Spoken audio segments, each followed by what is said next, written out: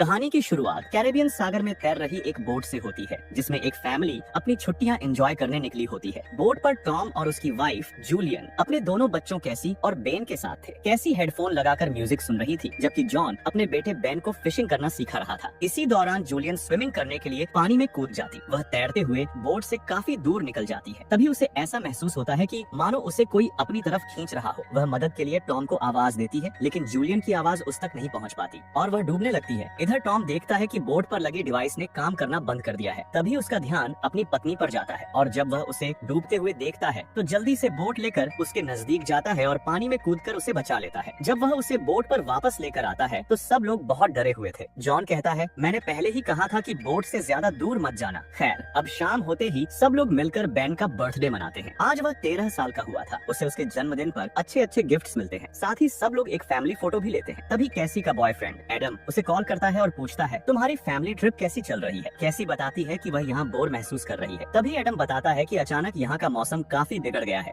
और आसमान में तेज बिजली चमक रही है। फिर अचानक नेटवर्क के जाने से कॉल कट हो जाती है। कैसी ये बात अपने डैड को बताती है और तभी पानी में कुछ हलचल होती है। ये लोग देखते हैं कि बोट के चारों तरफ बहुत सारी व्हेल मछलियां हैं। टॉम कहता है, जरूर ये तूफान के आने का संकेत है, क्योंकि व्हेल्स और शार्क्स ऐसा तभी करती हैं जब उन्हें लहरों का अंदाजा नहीं हो पाता। तभी एक बड़ी सी व्हेल बोट के निचले हिस्से से टकरा जाती है। फिर टॉम चेक करने के लिए पानी में उतरता है ताकि वह पता कर सके कि नीचे कोई डैमेज तो नहीं हुआ है। लेकिन जब वह ऊपर आता है तो उसके कंधे पर चोट लगी हुई थी। जूलियन घबराकर पूछती है, नीचे क्या हुआ था? टॉम बताता है, पता नहीं, जब मैं पीछे मुड़ा तो अचानक ये चोट लग गई। लेकिन इससे भी बुरी खबर ये है कि हमारी यॉट डैमेज हो गई है और इसे फिक्स कर पाना भी पॉसिबल नहीं है। इसीलिए हमें अब मदद की जरूरत है। फिर जूलियन उसका जख्म सिलती है, क्योंकि वह पेशे से एक डॉक्टर है। इसके बाद कैसी अपने फोन से मदद बुलाने की कोशिश करती है, लेकिन नेटवर्क जा चुका था। फिर जूलियन रेडियो से संपर्क करने की बहुत कोशिश करती है, लेकिन हर कोशिश नाकाम हो जाती है। इस बात से टॉम बहुत ज्यादा निराश हो जाता है। उसे समझ नहीं आता कि वह अपनी फैमिली को कैसे घर लेकर जाए। फिर अचानक उन्हें किसी चीज के आने का सिग्नल मिलता है। ये लोग बाहर जाकर देखते हैं तो पता चलता है कि आसमान से कोई चीज नीचे गिर रही है। ये देखने में शायद कोई उल्का पिंड लग रहा था। टॉम किसी तरह बोट को चलाने की कोशिश करता है, लेकिन तभी एक और एस्टेरॉयड उनकी बोट के बिल्कुल नजदीक गिरता है, जिससे ये लोग बाल बाल बच जाते हैं। फिर पता चलता है कि ये कोई उल्का पिंड नहीं बल्कि एक सैटेलाइट है जो किसी कारण से नीचे गिर रही है। इससे पहले कि ये लोग कुछ समझ पाते, अचानक तेज हवाएं चलने लगती हैं और समंदर में तेज लहरें उठने लगती हैं। ये लोग तुरंत अंदर आकर चीजों को समेटने लगते हैं। टॉम सभी को लाइफ जैकेट्स देता है, लेकिन तभी सबके सिर चकराने लगते हैं। जूलियन की नाक से खून बहने लगता है। तूफान इतना तेज था कि सब के सब बेहोश हो जाते हैं। अब अगली सुबह जब इन्हें होश आता है तो जूलियन देखती है कि उसका पूरा परिवार सुरक्षित है, लेकिन इनकी बोट पूरी तरह टूट चुकी थी। उसके अंदर मछलियां और बहुत सारी कीचड़ जमा हो गई थी। टॉम को कुछ समझ नहीं आता और जब ये लोग ऊपर जाकर देखते हैं तो पूरा नजारा बदला हुआ था। अचानक समंदर का सारा पानी कहीं गायब हो गया था और अब ये लोग एक बहुत ही विशाल डेजर्ट में थे। टॉम मैप और कंपास के जरिए इस पूरी घटना को समझने की कोशिश करता है और उसे पता चलता है कि धरती के दोनों पोल्स की डायरेक्शन बदल चुकी है। नॉर्थ पोल अब साउथ बन चुका है और साउथ पोल नॉर्थ। इसकी वजह से समंदर का सारा पानी दूसरी तरफ शिफ्ट हो गया और इस बदलाव की वजह से बहुत सारे इंसान मारे जा चुके होंगे। ये सुनकर कैसी रोने लगती है। उसे एडम की बहुत चिंता हो रही थी। अब ये लोग भी इस डेजर्ट में फंस चुके थे। इसीलिए जूलियन सारा खाना इकट्ठा करने लगती है, जबकि टॉम अभी भी रेडियो से संपर्क करने की कोशिश कर रहा था। उधर बैन एक ऊंची पहाड़ी पर जाकर बैलून्स बांधकर हवा में छोड़ देता है ताकि अगर कोई आसपास हो तो उन्हें देख ले। कुछ देर बाद रेडियो पर उन्हें एक आवाज सुनाई देती है। यह आदमी बताता है, मेरा नाम नोव है और मैं एक छोटी सी सबमरीन का कैप्टन हूँ। टॉम कहता है, हमें तुम्हारी मदद चाहिए। कैप्टन कहता है, नहीं कर सकता, मैं भी तुम्हारी तरफ फंस गया हूँ। टॉम पूछता है, तुम्हारे हिसाब से यह सब कैसे हुआ? कैप्टन बताता है, यह पोल्स के बदलने से हुआ है, लेकिन मेरी कैलकुलेशन के मुताबिक पोल्स एक हफ्ते में अपनी जगह पर वापस आ जाएंगे और इस बार जो वेव्स आएंगी वो बेहद ही खतरनाक होंगी। यह सुनकर जूलियन अपने दोनों बच्चों को सामान पैक करने भेज देती है। टॉम पूछता है, तुम्हारी सबमरीन में कितने लोगों की जगह है? वह बताता है, मेरा एक साथी मारा जा चुका है, इसलिए अब इसके अंदर 3 लोग आ सकते हैं। टॉम कहता है, ठीक है, तो मुझे अपनी लोकेशन बता दो ताकि मैं अपने दोनों बच्चों को सबमरीन तक ला सकूं। जूलियन भी अपने बच्चों को बचाने के लिए कैप्टन से रिक्वेस्ट करती है, जिसके बाद कैप्टन उनकी बात मान लेता है और उन्हें अपने लोकेशन कोऑर्डिनेट्स बता देता है। टॉम उन कोऑर्डिनेट्स को चेक करता है और कहता है, हम तुम्हारे पास लगभग 3 दिनों में पहुंच जाएंगे। इसके बाद वह अपनी पत्नी से कहता है, हम कल सुबह निकलेंगे क्योंकि हमारे बच्चों को बचाना हमारी पहली प्रायोरिटी है। इसलिए वे दोनों अपने बच्चों को यह नहीं बताते कि सबमरीन के अंदर केवल 2 लोगों की ही जगह है। अब ये लोग बोट में ही रात गुजारते हैं और सुबह होते ही जूलियन खाने पीने का सभी सामान इकट्ठा करने लगती है। तभी टॉम की नजर बोट की तरफ आ रहे एक आदमी पर जाती है। वह दिखने में बहुत ही अजीब लग रहा था और उसके साथ एक कुत्ता भी था। टॉम बोट से नीचे उतरता है और पानी लेकर उस आदमी की तरफ बढ़ता है। जब टॉम उसे पानी ऑफर करता है तो वह एक ही बार में सारा पानी पी जाता है। टॉम उससे बात करने की कोशिश करता है, लेकिन उसकी भाषा टॉम को समझ समझ नहीं आती। फिर अचानक वह शख्स टॉम पर हमला कर देता है और उसकी जान ले लेता है। जूलियन ये सब देखकर एकदम से घबरा जाती है। फिर जैसे ही वह आदमी जूलियन की तरफ बढ़ता है, जूलियन तुरंत वहाँ से भागकर बोट के अंदर चली जाती है। वह अपने दोनों बच्चों को एक बॉक्स के अंदर छुपा देती है और कैसी को एक फ्लेयर गन दे देती है। फिर खुद भी एक कमरे के अंदर छुप जाती है। तभी वह शख्स अंदर आता है और देखता है कि वहाँ बहुत सारा खाना रखा हुआ है। वह किसी जानवर की तरह उस खाने पर टूट पड़ता है। उधर जूलियन बोट से नीचे कूद जाती है, लेकिन तभी उस आदमी का कुत्ता उस पर हमला कर देता है। जूलियन खुद को बचाने के लिए चाकू निकालती है और कुत्ते को मार देती है। फिर वह बोट के दूसरी साइड से चढ़कर अंदर आती है, पर तभी वह शख्स जूलियन पर हमला कर देता है। जूलियन खुद को बचाने की पूरी कोशिश करती है, लेकिन वह कर नहीं पाती। तभी पीछे से कैसी फ्लेयर गन से उस पर हमला कर देती है। फ्लेयर गन की वजह से बोट के अंदर आग लग जाती है, लेकिन किसी तरह ये तीनों जरूरी सामान लेकर वहाँ से बाहर निकल जाते हैं। ये सभी टॉम के मरने पर बहुत अफसोस करते हैं। तभी जूलियन देखती है कि वह शख्स बोट की तरफ से भागा भागा इनकी तरफ आ रहा होता है। जूलियन अपने बच्चों को लेकर वहाँ से भागने लगती है और तभी बोट एक तेज धमाके के साथ ब्लास्ट हो जाती है। अब ये लोग किसी सुरक्षित जगह पर रुकते हैं, लेकिन बैन खुद को अपने पिता की मौत का जिम्मेदार मान रहा था। जूलियन उसे समझाती है और कहती है खुद को दोष देना बंद करो। तभी वह सन की आदमी फिर से नजदीक आता दिखता है। अब ये लोग फिर से भागने लगते हैं और बचते बचाते काफी दूर आ जाते हैं। तभी जूलियन देखती है कि बेन को डिहाइड्रेशन हो रहा है और उनका पानी भी खत्म हो चुका है। फिर इन्हें एक प्लेन नजर आता है जो शायद तूफान में क्रैश हो चुका था। ये लोग दौड़कर उसके नजदीक जाते हैं और देखते हैं कि आसपास कोई इंसान नहीं है। अब शाम होने वाली थी, इसलिए जूलियन अपने बच्चों के साथ इस प्लेन में छुप जाती है। रात को जैसी ही कैसी टॉयलेट के लिए बाहर जाती है, वो शख्स फिर से आ जाता है। वह कैसी पर हमला करने ही वाला होता है, लेकिन तभी जूलियन पीछे से चाकू से उस पर हमला कर देती है। वह बार बार उस पर वार करती है और अंत में मौके पर ही उसकी मौत हो जाती है। अपने पति का बदला लेकर जूलियन को एक अजीब सी राहत महसूस होती है। अब अगली सुबह जैसे ही ये लोग प्लेन से बाहर आते हैं, तो देखते हैं कि उस आदमी के शरीर पर बहुत सारे जख्म हैं, जो शायद किसी जंगली जानवर के होने का संकेत दे रहे थे। अब ये लोग वहाँ से आगे बढ़ने लगते हैं। तभी बेन, जो कि बहुत प्यासा था, पानी पीने लगता है। जूलियन उसे ऐसा करने से रोकती है क्योंकि यह पानी उसे बीमार कर देगा। अब वहाँ से ये लोग धूप से बचने के लिए पास पड़े गार्बेज का इस्तेमाल करते हैं। जूलियन बेन को इंजेक्शन देती है। ये लोग सो ही रहे होते हैं, तभी जूलियन को एक आवाज सुनाई देती है। वो बाहर जाती है और देखती है कि बाहर कुछ है जो तेजी से उनकी तरफ आ रहा है। यह देख जूलियन अपने दोनों बच्चों को लेकर वहाँ से भागना शुरू कर देती है। ये लोग दौड़ते हुए एक शिप के नजदीक पहुँचते हैं, जहाँ कुछ लोग कंटेनर से खाने पीने का सामान उठा रहे होते हैं। जब वे जूलियन और बच्चों को अपनी तरफ आता देखते हैं, तो कंटेनर के अंदर छुप जाते हैं और खुद को लॉक कर लेते हैं, क्योंकि बहुत सारे केकड़े इनका पीछा कर रहे थे। उनसे बचने के लिए ये तीनों कंटेनर के ऊपर चढ़ जाते हैं, लेकिन जूलियन जख्मी हो जाती है। उधर जितने भी लोग कंटेनर्स के अंदर छुपे थे, केकड़े उन सब पर हमला कर देते हैं और उन्हें मार देते हैं। अब अगली सुबह तेज धूल भरी आंधी चलने लगती है। जूलियन देखती है कि वहाँ बहुत सारे हथियार पड़े हैं। ये लोग उन्हें उठा लेते हैं। बेन गन को रीलोड करने लगता है, जबकि जूलियन अपने जख्म पर बारूद डालकर उसे जला देती है ताकि इन्फेक्शन ना फैले। वहाँ इन्हें पीने के लिए पानी और बाकी जरूरी चीजें भी मिल जाती हैं। जूलियन को एक वॉकी टॉकी भी मिलती है और अब वो सबमरीन के कैप्टन से बात करती है। कैप्टन पूछता है, तुम लोग कहाँ हो? जूलियन उससे बताती है, हम लोग रेगिस्तान में कहीं भटक गए हैं और हमारा मैप भी खो गया है, इसलिए डायरेक्शन का पता लगा पाना मुश्किल है। कैप्टन उन्हें बताता है, मेरे ऊपर भी इन्हीं क्रिएचर्स ने हमला किया था और मेरी हालत अब काफी नाजुक है, इसलिए तुम लोगों को जल्दी करनी होगी क्योंकि समंदर वापस आने वाला है। फिर वह फ्लेयर गन से ऊपर हवा में फायर करता है, जिसे बेन देख लेता है। अब इन्हें सबमरीन की लोकेशन का पता चल चुका था और सभी लोग उसी डायरेक्शन में आगे बढ़ते हैं। कुछ दूर चलने के बाद उन्हें सबमरीन दिखाई देती है, लेकिन वहाँ तक पहुँचने के लिए इन्हें बड़ी बड़ी खाइयों को पार करना पड़ेगा। अब ये लोग आगे बढ़ ही रहे होते हैं कि अचानक ऊपर से पत्थर गिरना शुरू हो जाते हैं। तभी जूलियन अपने बच्चों को बचाने के लिए उन्हें दूसरी तरफ धकेल देती है, जबकि वो खुद दूसरी तरफ फंस जाती है। जूलियन कहती है, तुम अपने भाई को लेकर सबमरीन के पास चली जाओ, मैं यहाँ से निकलने की कोशिश करती हूँ। हालांकि बच्चे अपनी माँ को अकेला छोड़कर नहीं जाना चाहते थे, लेकिन जूलियन के बार बार कहने पर कैसी अपने भाई बहन को लेकर आगे बढ़ जाती है। जब ये सबमरीन के पास पहुँचते हैं तो इन्हें नो मिलता है, जो काफी जख्मी हालत में होता है। वो कहता है, लगता है अब मेरा समय पूरा हो चुका है, इसलिए सबमरीन में अब 3 लोगों की जगह है। यह सुनते ही कैसी अपनी माँ के पास भागती है, जहाँ जूलियन खुद को उन क्रिएचर से बचा रही होती है। कैसी उसे अपना हाथ देकर खाई से बाहर निकाल लेती है। अब सब लोग सबमरीन के पास इकट्ठा हो जाते हैं और इससे पहले कि क्रिएचर्स उन पर हमला कर पाते, ये लोग सबमरीन के अंदर बंद हो जाते हैं। तभी इन्हें समंदर की एक बहुत बड़ी लहर आती दिखाई पड़ती है, यानी समंदर अपनी जगह फिर से वापस आ रहा था। इसके बाद सभी लोग खुद को अच्छे से बांध लेते हैं और जैसे ही लहरें सबमरीन से टकराती हैं, ये लोग बेहोश हो जाते हैं। होश आने पर जूलियन देखती है कि अब सब कुछ शांत हो चुका है और सबमरीन किनारे पर आ गई है। जब ये लोग बाहर आते हैं तो देखते हैं कि उनके सामने एक खंडहर बन चुका शहर है, जिसे इस तूफान ने पूरी तरह नष्ट कर दिया था। लेकिन खुशकिस्मती से ये लोग जिंदा बच गए थे और इसी के साथ ये मूवी खत्म हो जाती है। तो दोस्तों, यह थी कहानी सरवाइव मूवी की, जो आपको जरूर पसंद आई होगी। बाकी आप लोग कमेंट में बता सकते हैं कि यह कहानी आपको कैसी लगी और चैनल को भी सब्सक्राइब कर लेना। मिलते हैं अगली कहानी में, तब तक के लिए गुड बाय।